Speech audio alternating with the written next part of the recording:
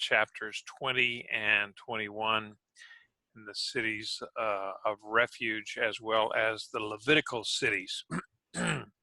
Now, so here we are on our timeline. You can see we're going to be doing a couple of these chapters tonight, and so the cities of refuge. Now, I don't know how many of you have actually uh, seen these things before or even studied about them, but it's kind of an interesting concept. Now, this is not the same as what we would call today a sanctuary city.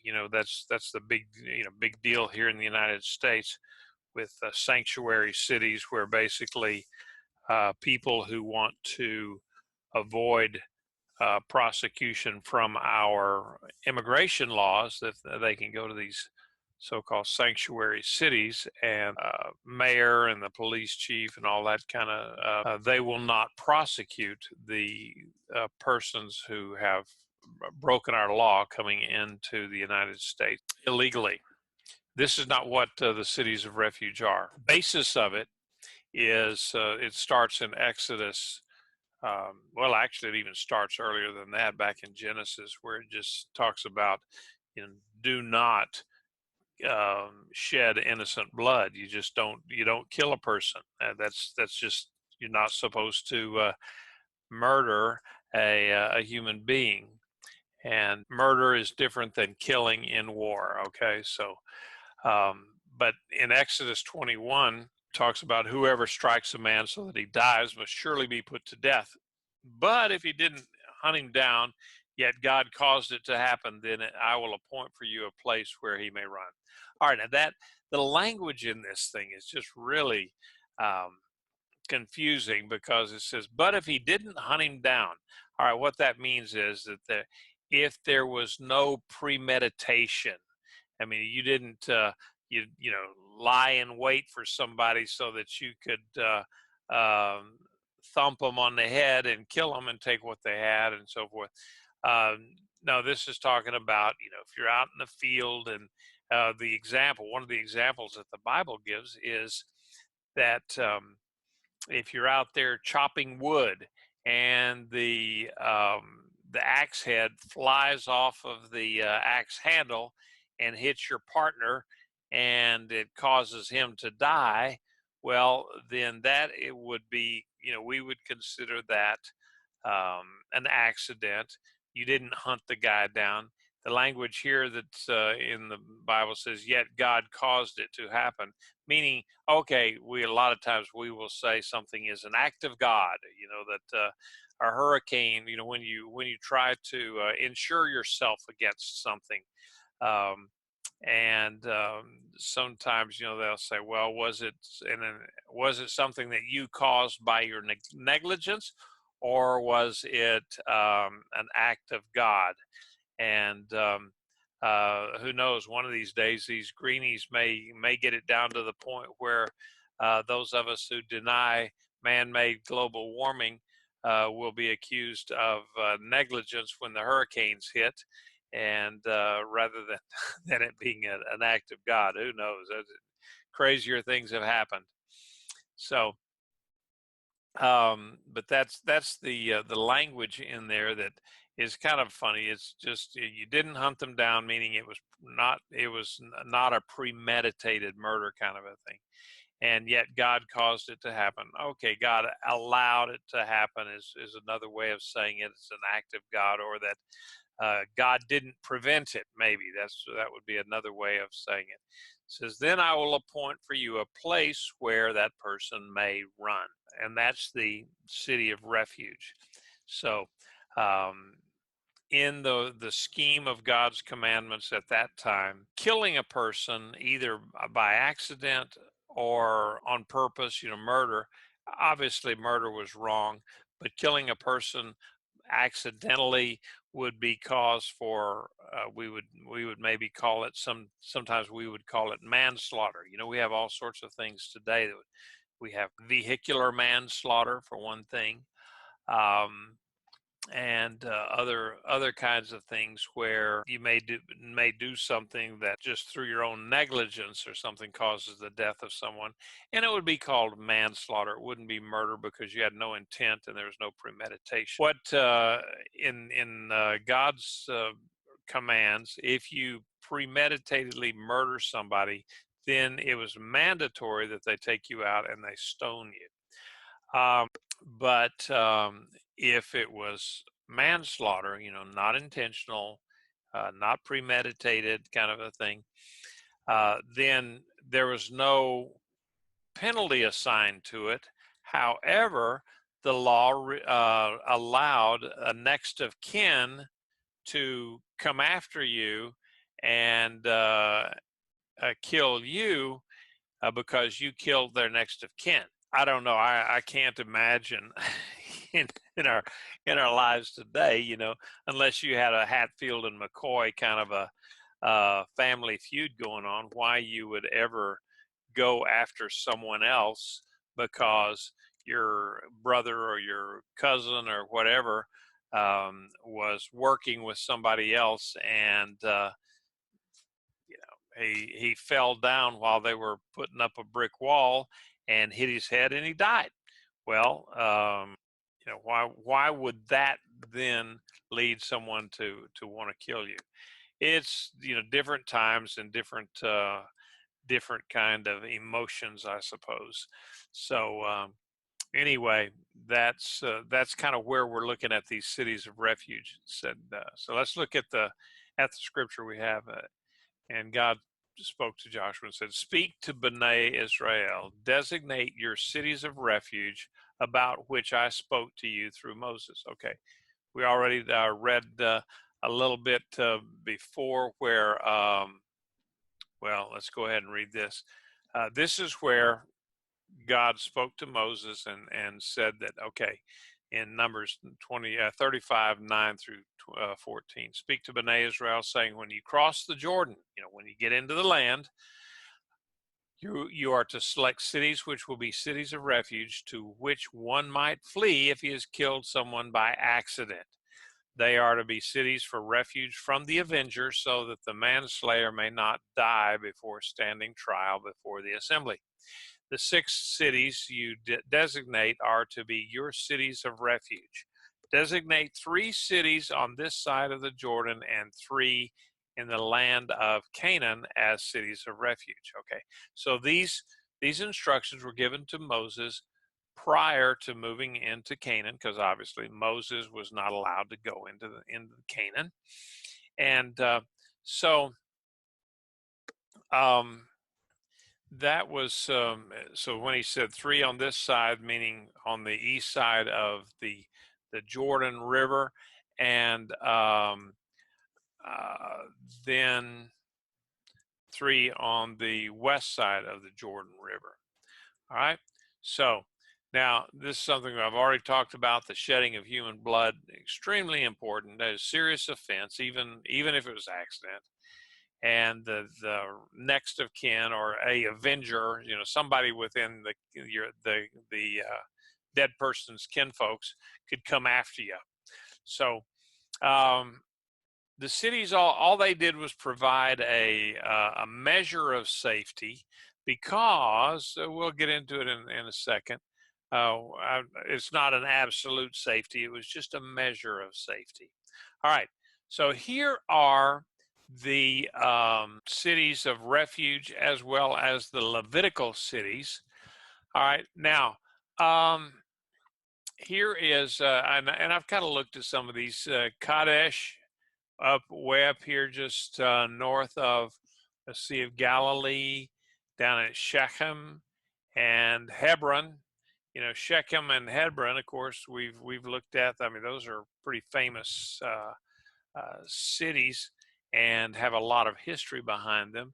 Over here at Golan and Ramoth Gilead and Bezer, now those are on the east side of the Jordan River. Or that's where the Reuben, Gad, and the half tribe of Manasseh, they settled over there. And so you look there, you see these three cities. They're kind of spread out.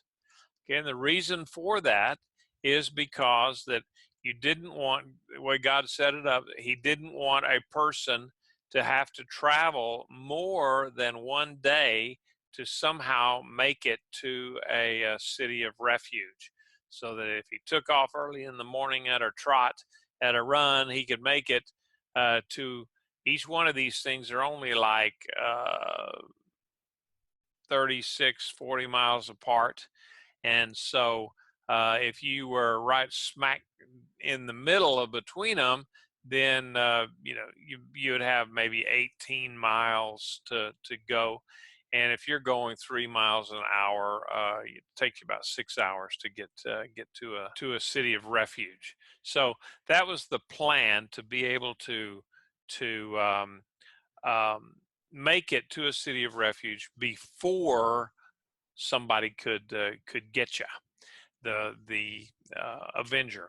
And also down here, we'll get back to these, but you can see these yellow dots here are Levitical cities, some of the Levitical cities. So going ahead are there any questions so far on this? I know I've been wandering around a little bit of it. So Joshua 23 through 5. So the manslayer who kills any person by mistake and without premeditation may flee there. They will be your refuge from the avenger of blood. When one flees to one of these cities, he must stand at the entrance of the gate of the city and state his case in the hearing of the elders of that city. Then they are to take him into their city, give him a place to live among them.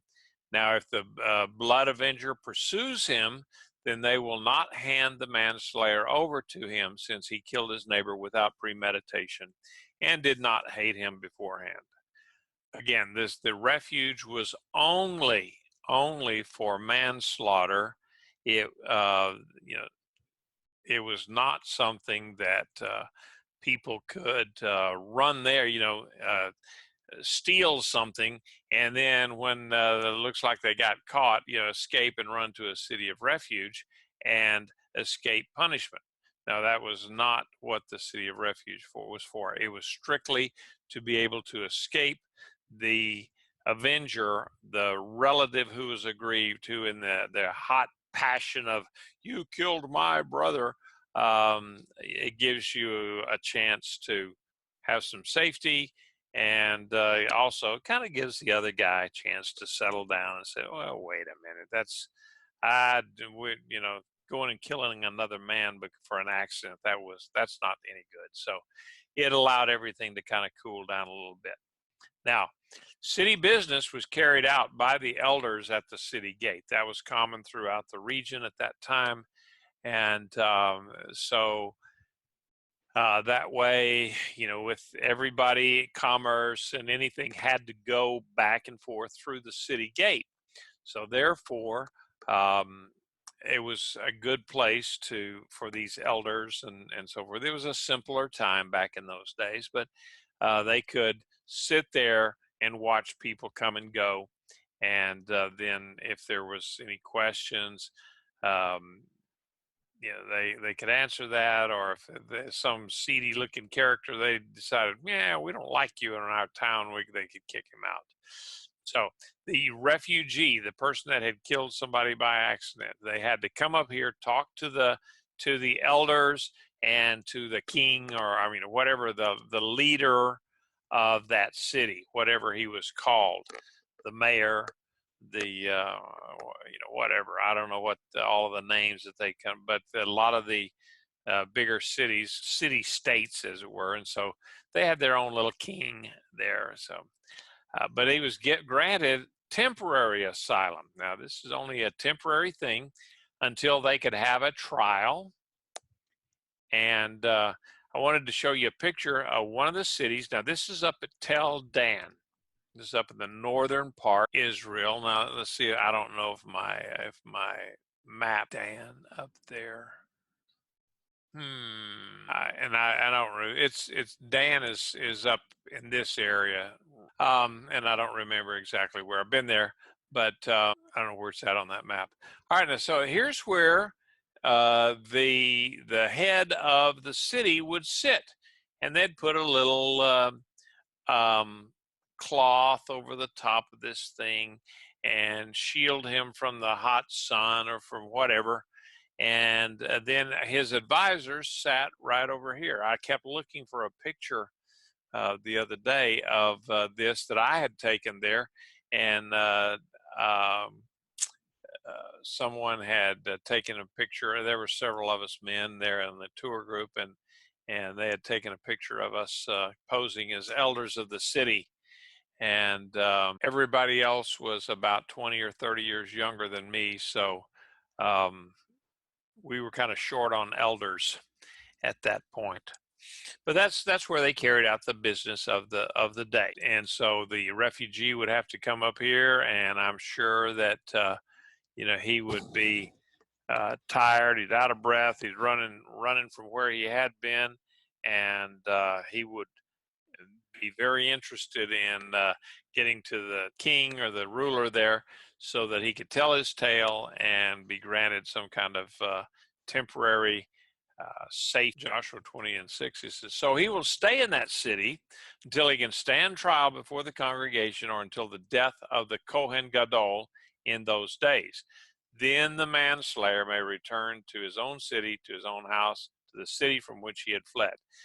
Kind of interesting here. They would have a trial, and in this trial there would be the opportunity for witnesses, for evidence, so that this guy could come in there and he could state his case that, no, Your Honor, we were out there, we were chopping wood, and that that axe handle, the axe head just flung right off there, and it hit my buddy right square between the running lights, and it killed him.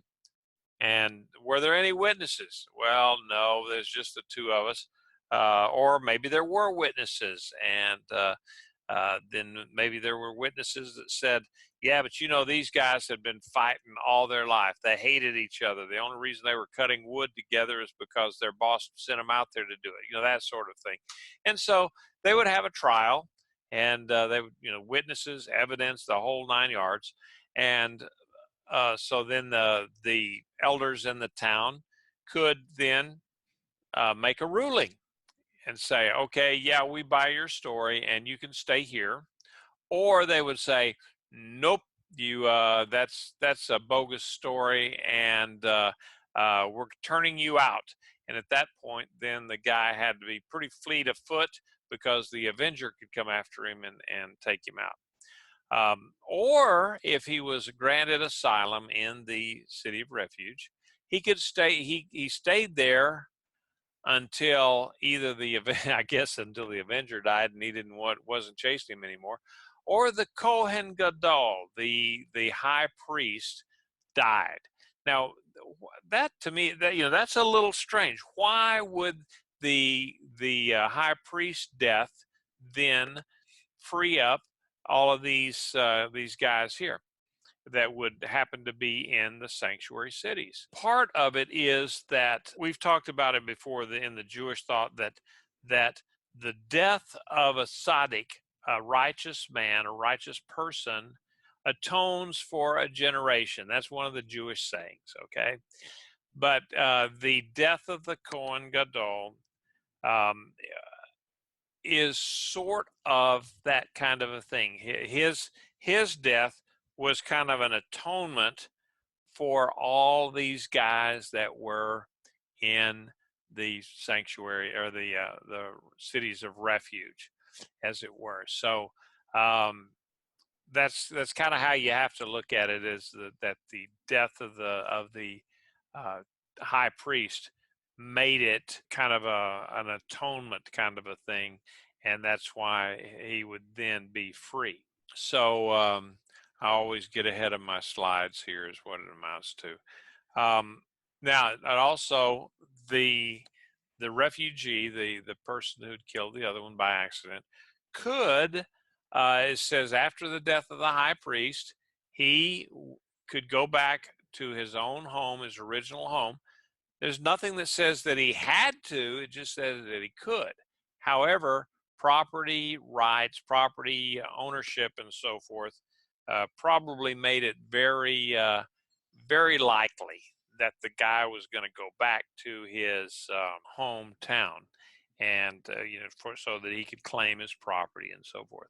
Now, at that point, if the Avenger decided, well, I'm still going to go after this guy and I'm going to take him out, then the Avenger would be liable for murder if he did kill him. So once he's he's let go because of the high priest or the uh, for other circumstances, if especially if it was the high priest dying, then the guy was free to go. And so if the Avenger went after him, then we can assume that perhaps the Avenger then would be in deep trouble.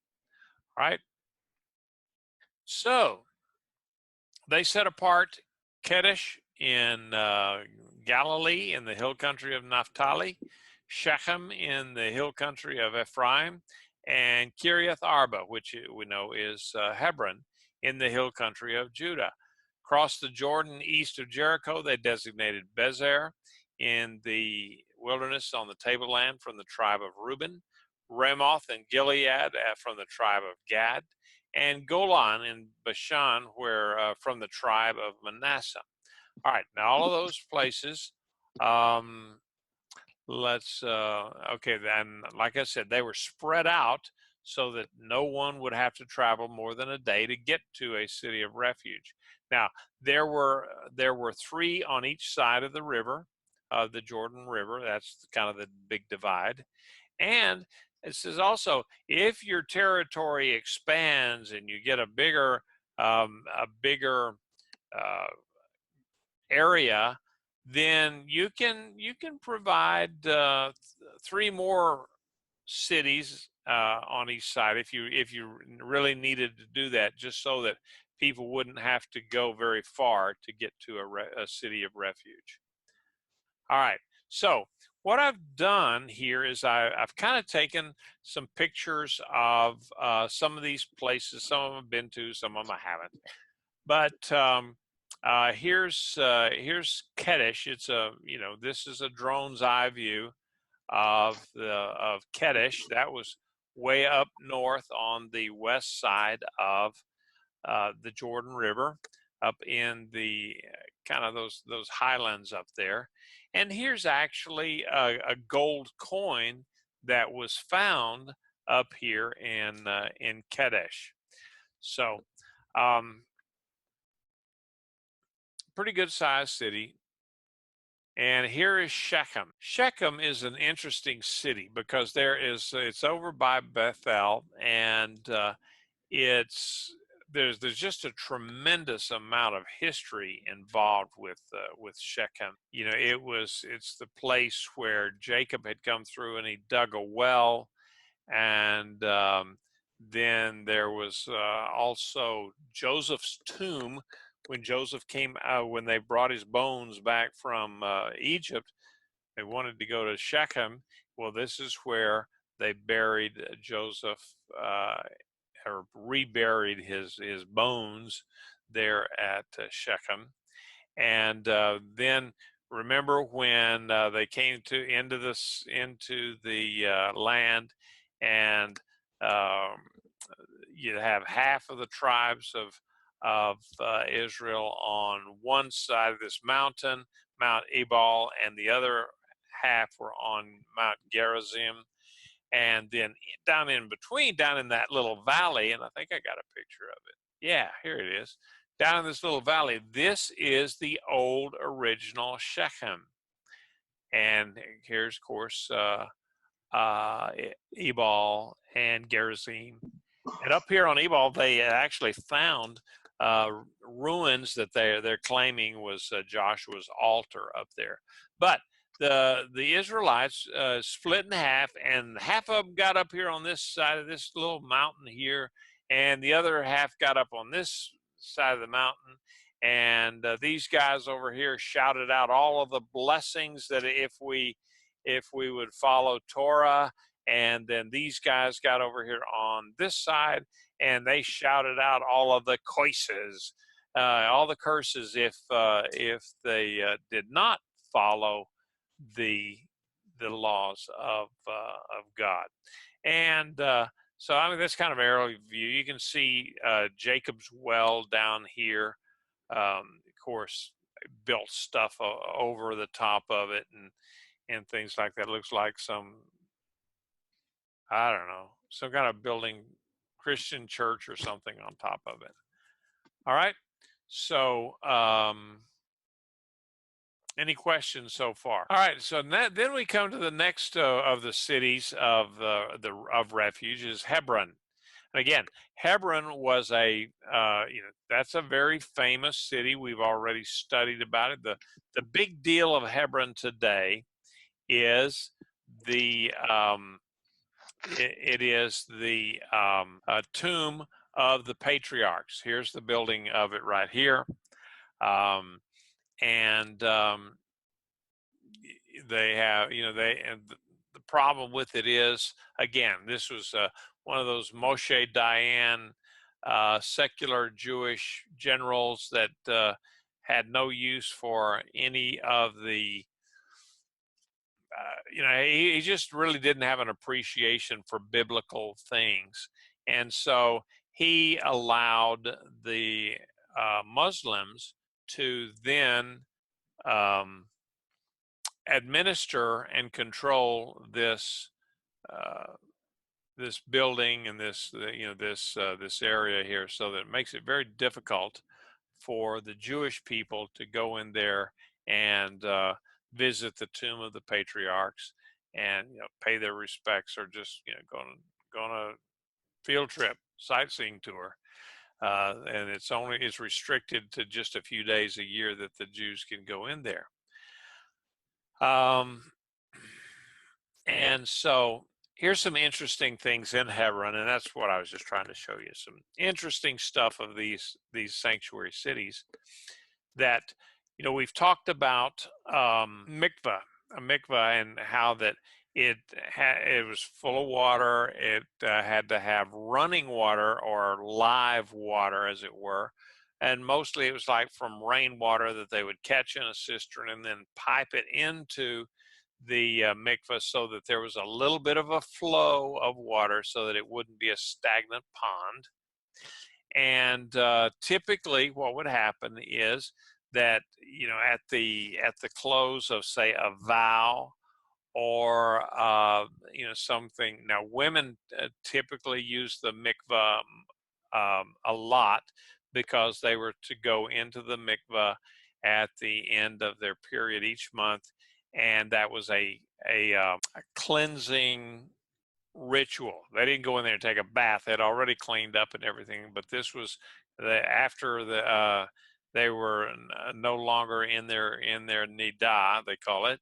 Then they would go down into the mikvah, totally immerse themselves all the way down, then come up then the other steps, so that symbolically you go in unclean, you drop down into the here I am pointing to it with my finger over here, and you guys can't see that, but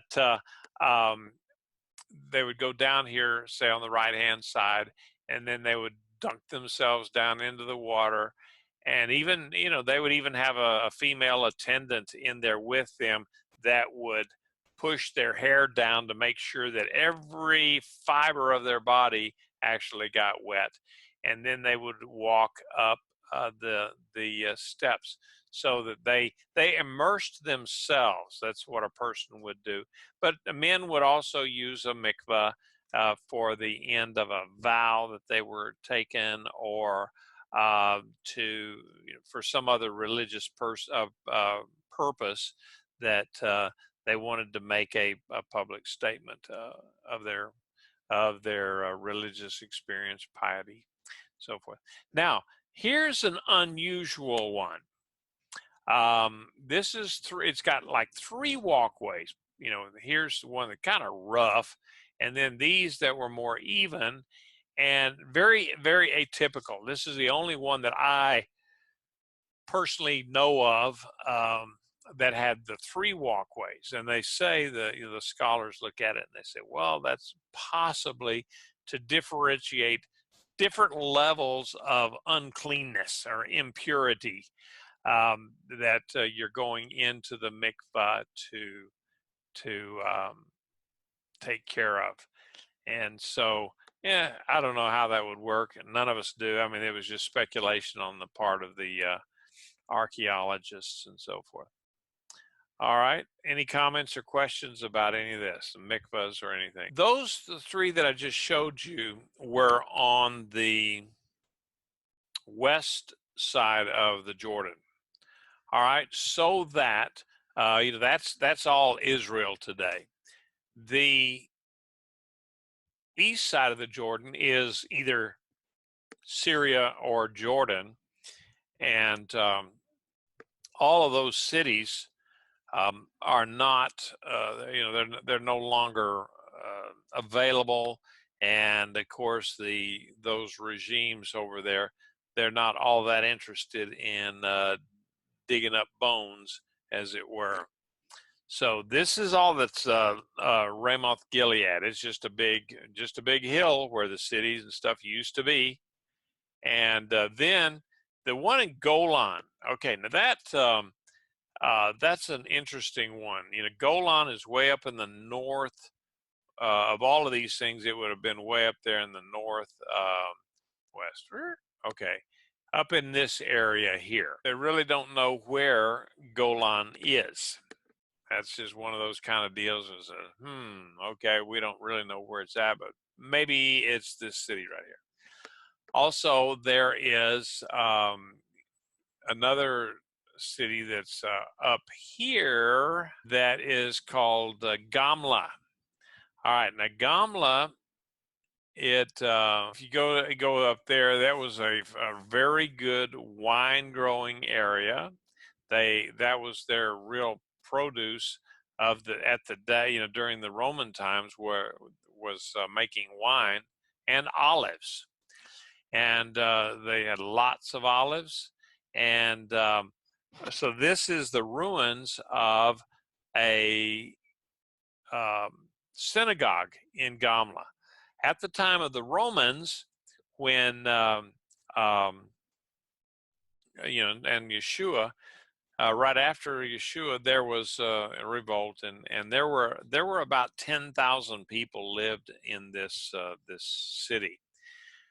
All right, and so here is kind of a side view. This was their wall here, and the way the Romans got into it was somebody snuck up here and very quietly dug out underneath this watchtower, and until it collapsed, and then the Romans ran up into there and got into the city and sacked it, but not before the inhabitants of the city ran up here on top of this deal up here, and then bailed off this cliff, 1,000-foot cliff, and 10,000 people committed suicide rather than to submit to the Romans. But this city went all the way down. You can see this little brook over here.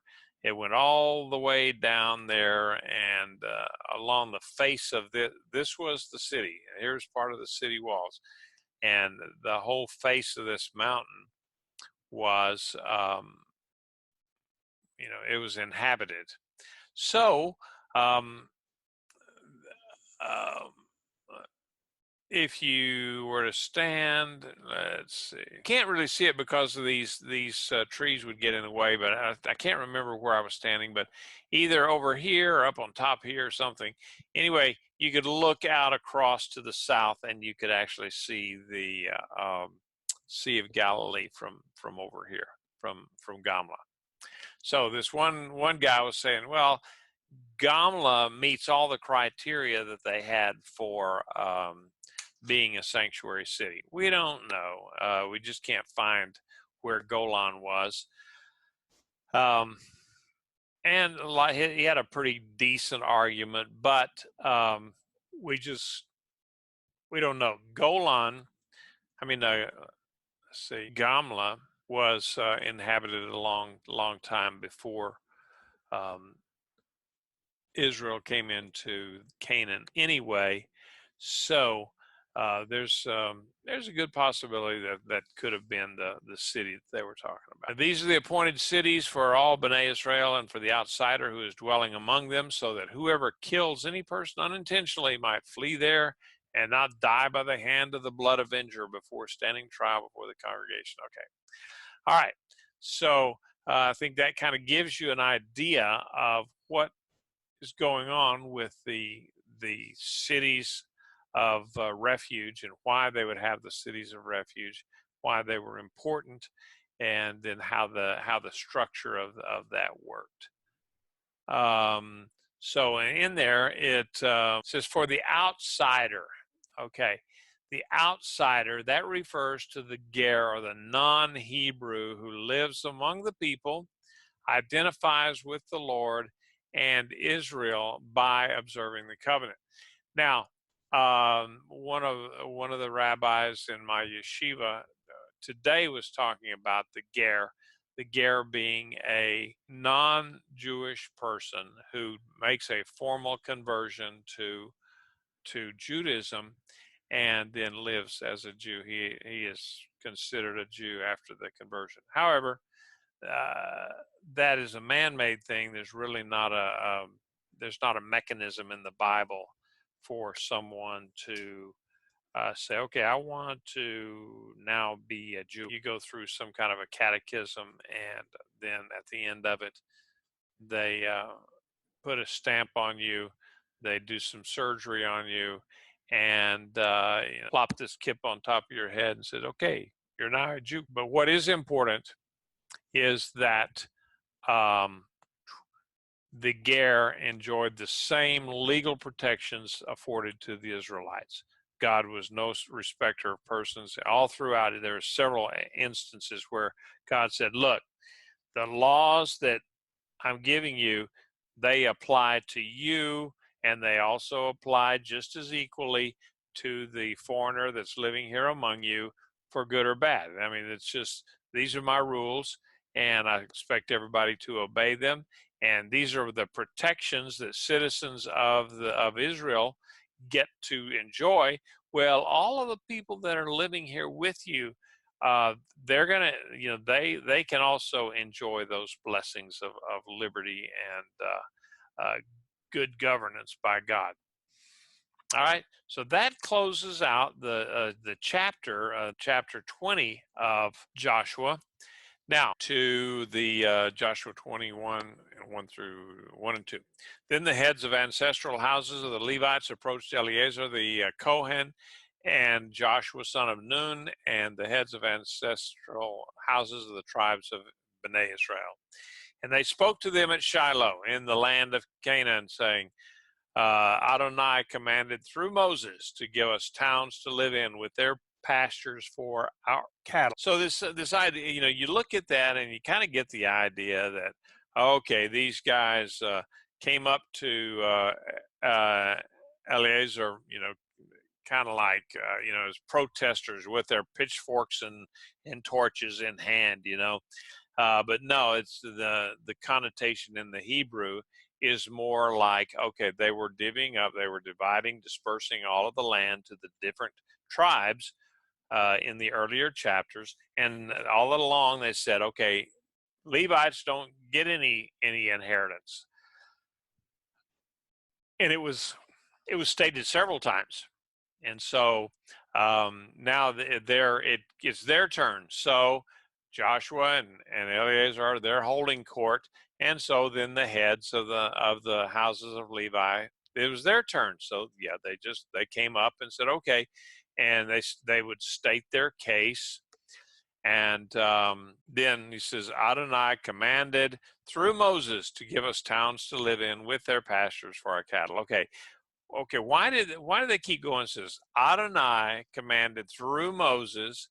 What they're doing there, anybody got an idea as to why or even what I'm getting at on that? Okay, what they're doing is they're lending legitimacy to their claims, or how they're going to get the towns.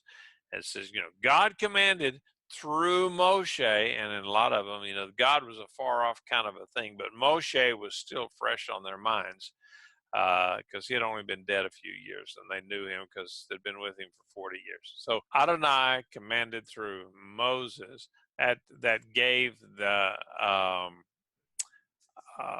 it gave them legitimacy. It gave them cover. We remember that when the other tribes were given land, they were given these large plots of land. I started to say vast properties, but it is Israel. So it's not a whole lot of land out there to give away, and it's about the size of New Jersey.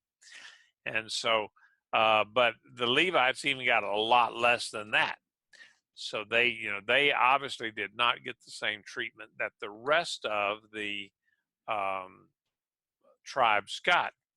So they ended up, though, still not getting wasn't a bad deal, I guess you'd say, because they got a kind of a portion in the cities. They were supposed to be given houses. They were given 1,500 feet outside the perimeter, outside the walls of the cities that they were in. And remember, now they had 48 cities, so they got 1,500 feet. Well, how much is 1,500 feet? Well, like right now, I'm just looking at my own property out here. That one property line is about 1,500 feet, and it's a rectangle. And so the two sides are about 1,500 feet, roughly, give or take. The two ends, the short ends, they're about 600 feet, give or take. I don't remember exactly, but that equates to about 20 acres. So you multiply that in a circle, and I think I've got a picture of it someplace. Okay, but we'll get to it. But that turns out to be a pretty fair amount of land that the Levites were able to have for pastures. This is for pastures. And then I'm sure there were some of them that didn't want to herd stinky old sheep. But they still had land, and this was an opportunity, because sometimes when the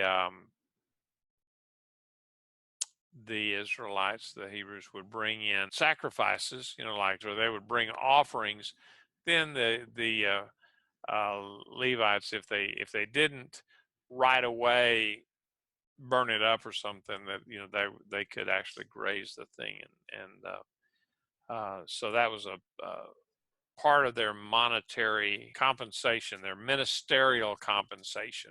Bnei Israel gave to the Levites from their inheritance, according to the command of Adonai, these towns and their pastures. The lot came out of the clan of the Kohathites. The children of Aaron the Kohen, who were of the Levites, received 13 towns by lot from the tribe of Judah, Simeon, and the tribe of Benjamin. Remember, that's in the southern part of the country. So the Kohathites, that was nothing. I can't remember if I put it. Okay, here's a better picture of all of those Levitical cities. 48 of them in total. Bunches of them down here in Judah, Dan, and Benjamin. Okay, here's a picture of a Levite city, and around the outside of a Levite city, the Levites were able to have 1,500 feet. May not seem like a whole lot to you, but that was a goodly amount of land. And if you're pulling weeds out of that much, it's a lot of land. So they were able to help sustain themselves because of this 1,000 cubits, which is like 1,500. The Gershon clan. If you remember that Gershon was another one of the sons of Aaron. Of Levi, and they got 13 cities in Issachar, Asher, Naphtali, and Manasseh and Basra. Okay, so these guys got, okay, let's see if we can show that up here. Okay, they're up here in this area. It just shows Asher, Zebulun, Issachar, and then over here. So there's 13 of them, including the cities of refuge. And because the Levites, they were still expected to work. They were not given a pass just to go study Torah.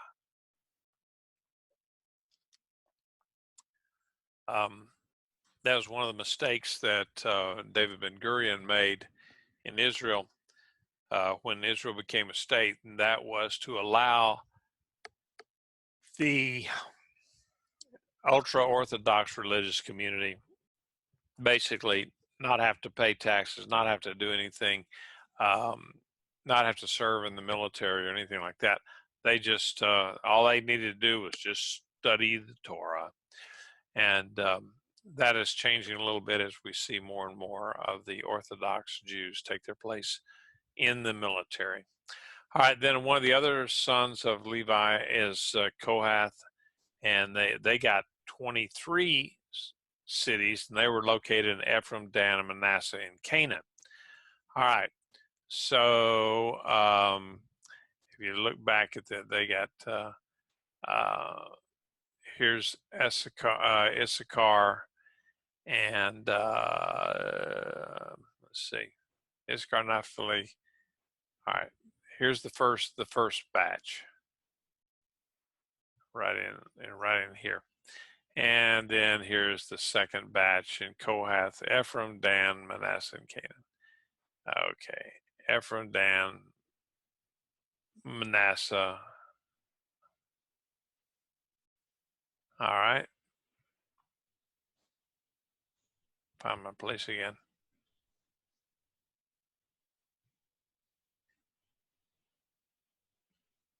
All right. And then there were the Merari clan, the other part of the Levites, and they got 12 cities over on the eastern side of the Jordan. All of these over here, the Levitical cities over here were all in Jordan, what we call Jordan territory today. But back in those days, that was that did belong to Israel, and Reuben and Gad and Manasseh occupied those lands and produced them and worked them and so forth. All right. So, and there's the plan of the Levi. Okay, now I guess that is, wow, even a little early today. That's the class for tonight. Now, are there any comments or questions? Anybody want to have a question about some of these pictures that I put up there, or anything? Anything?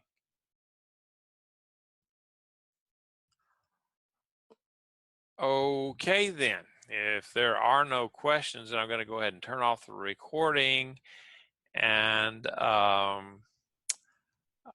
so say to everyone that